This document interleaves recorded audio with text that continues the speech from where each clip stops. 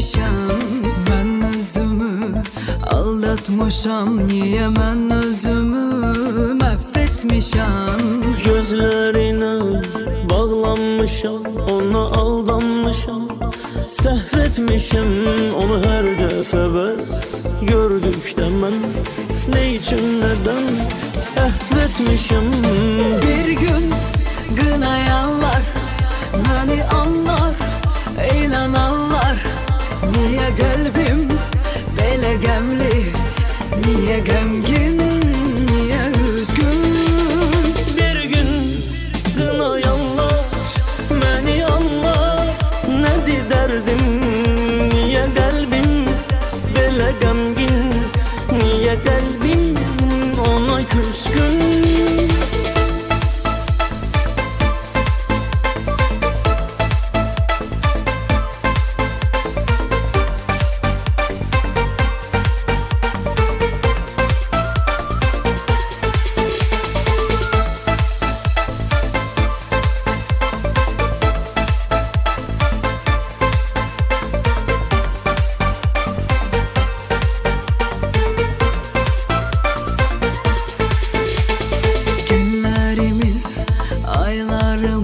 Ona ellerimi sərf etmişəm.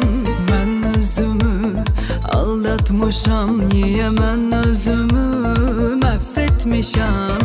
Gözlerine bağlanmışam, ona aldanmışam, səhv etmişim onu her dəfə bəs gördükdə mən ne için neden əhv etmişim. Bir gün qınayanlar məni anlar, inananlar. Niye qəlbim belə qəmli, niye qəmgin, niye üzgün?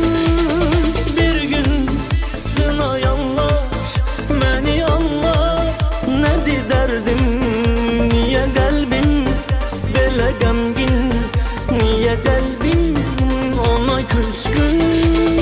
Bir gün qınayanlar məni anlar, inananlar.